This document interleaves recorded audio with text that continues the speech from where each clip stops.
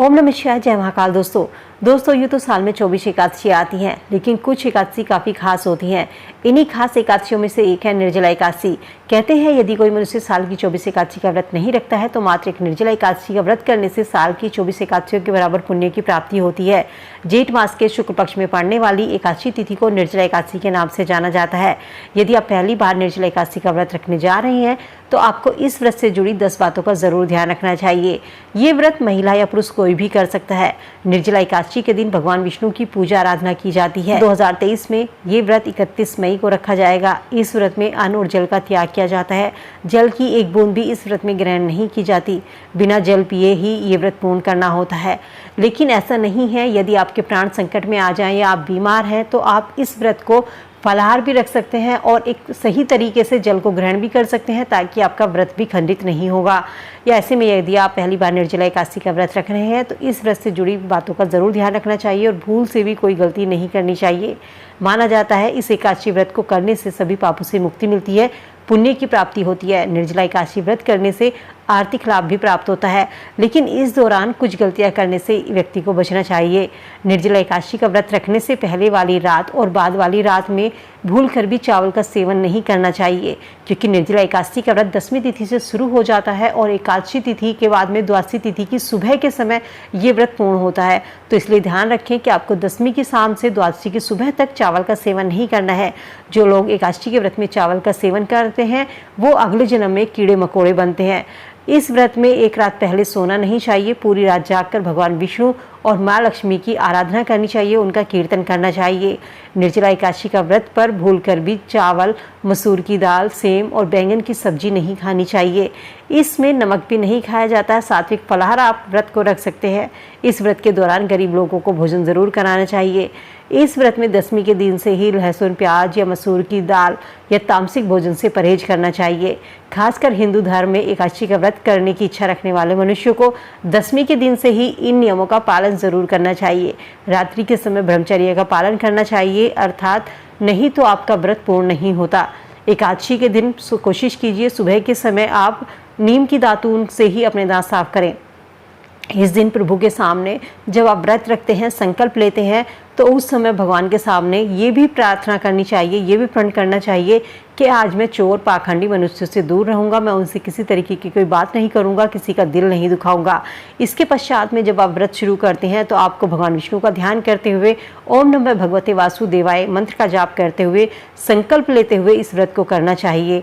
भगवान विष्णु का स्मरण करते हुए प्रार्थना करें कि हे भगवान, हे त्रिलोकीनाथ, मेरी लाज आज आपके हाथ में है। आज मैंने निर्जला एकादशी व्रत करने का संकल्प लिया है।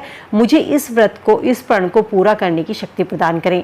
और यदि भूलवश आपसे कोई किसी की बुराई हो भी जाती है गलती से, तो भगवान सूर्य नारायण के दर्शन करके, धूप दीप से भगवान का नाम ध्यान करके, उनकी पूजा करके उनसे क्षमा मांग लेनी चाहिए। एकादशी के दिन कोशिश कीजिए घर में झाड़ू आप ना लगाएं, किसी और से आप झाड़ू लगवा सकते हैं, क्योंकि यदि आपने व्रत रखा है तो झाड़ू लगाने से हो सकता है आपके हाथों से छोटे छोटे जो जीव होते हैं उनकी मृत्यु हो सकती है। कोशिश कीजिए इस दिन बाल भी नहीं कटाने चाहिए। यदि पुरुष व्रत रखने हैं या महिला रख रही है तो इनको बाल नहीं कटाने चाहिए, ना ही दाढ़ी बनवानी चाहिए। इस दिन कोशिश कीजिए कि कम से कम बोले, क्योंकि जितना आप बोलेंगे तो हो सकता है किसी को अपशब्द आपके मुख से निकल जाए। प्रत्येक वस्तु का जो भी भगवान को भोग लगा रहे हैं उसमें तुलसी दल जरूर शामिल करें और तुलसी दल को छोड़कर उसका भोग आप ग्रहण कर सकते हैं। द्वादशी के दिन में आप ब्राह्मणों को दान करा करके अपना व्रत का पारण कर सकते हैं। तुलसी दल खाकर आप अपना व्रत का पारण कर सकते हैं, लेकिन ध्यान रखें कि द्वादशी के दिन आप चावल का सेवन कर सकते हैं। इस दिन स्नान सुबह प्रातः काल में करना चाहिए। ब्रह्म मुहूर्त में उठकर स्नान करना चाहिए, क्योंकि ये व्रत बेहद ही पवित्र माना जाता है। तो इस दिन सूर्य देव को जल अर्पित करके ये व्रत शुरू किया जाता है। पूरे विधि विधान से इस व्रत को कीजिए। इस दिन आपके साथ में पूरे घर के सदस्यों को बोले कि वो स्नान जरूर करें, इस व्रत का पालन करें। यदि वे व्रत नहीं भी रखते हैं तो भी उनको व्रत का पालन करना चाहिए। उनको तामसिक भोजन से परहेज करना चाहिए। वो भी दान कर सकते हैं, वो भी चावल का सेवन उनको नहीं करना चाहिए। उस दिन ब्रह्मचर्य का पालन करें, एकादशी व्रत के नियमों का पालन करें। दोस्तों, यदि आप बीमार हैं और आप व्रत रखना चाहते हैं, आप स्वस्थ नहीं हैं या आपके प्राण संकट संकट में आ जाएं तो आप पानी पीकर अपने व्रत को पूरा कर सकते हैं। आपका व्रत खंडित नहीं होगा। लेकिन जल पीने का सही तरीका क्या है? यदि आप बीमार हैं तो आप फलाहार खाकर भी इस व्रत को रख सकते हैं। ऐसा नहीं है कि नाम है निर्जला एकादशी तो आपको बिना जल पिए रहना है। आप व्रत रख रहे हैं, ये अपने आप में बहुत बड़ी बात है। श्रद्धा भाव के साथ इस व्रत को रख रहे हैं, लेकिन प्राण संकट आने पर आप जल भी पी सकते हैं और अपना व्रत को फलाहार भी रख सकते हैं। जब आप जल पिए तो आपको दोनों हाथ और दोनों अपने पैर घुटने के बल बैठ करके जमीन पर अड़ाकर पशुवत आपको पानी पीना है। पानी पीने से पहले थाली में पानी भरकर रखना है। ओम नमः भगवते वासुदेवाय मंत्र का कम से कम 12 बार आपको जाप करना है।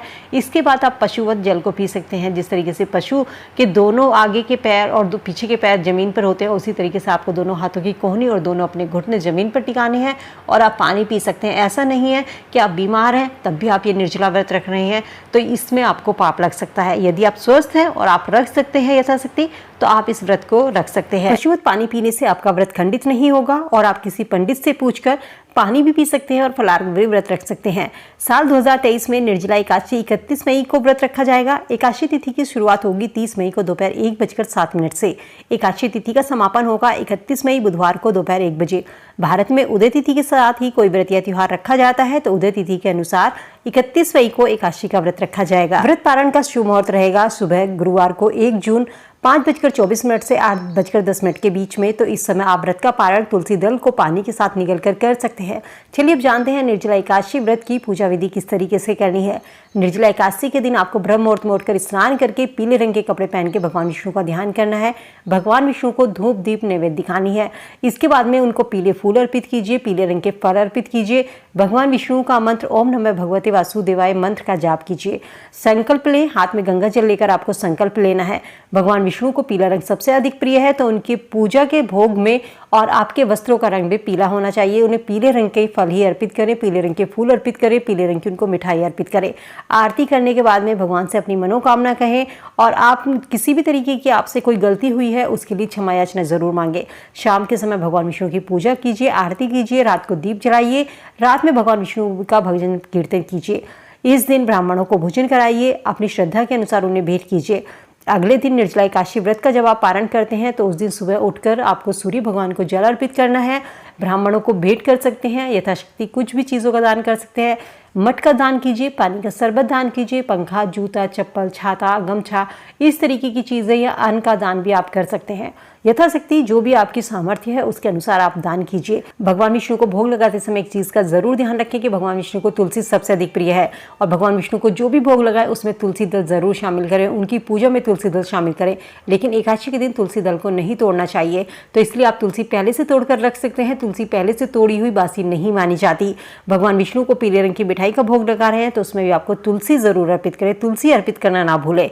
आप उनको नारियल की बर्फी का भोग लगा सकते हैं, बस ध्यान रखें आपको उसमें पीला रंग जरूर होना चाहिए। पीला रंग मिलाकर भगवान को भोग लगाइए। निर्जला एकादशी का व्रत सबसे खास इसलिए माना जाता है क्योंकि इस एकादशी को करने से साल की 24 एकादशियों के पुण्य के बराबर की प्राप्ति होती है। गायों को दान करने के बराबर की पुण्य प्राप्ति होती है।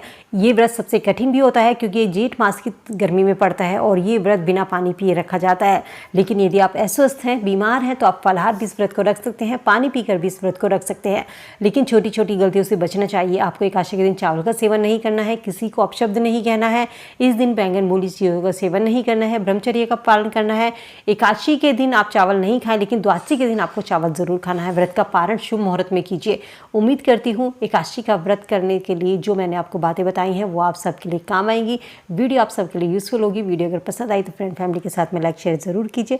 चैनल पहली बार मेरी आवाज़ सुन रहे हैं सब्सक्राइब करके बेल आइकन जरूर प्रेस कर लें ताकि ऐसी और वीडियो आपको समय से मिल सके।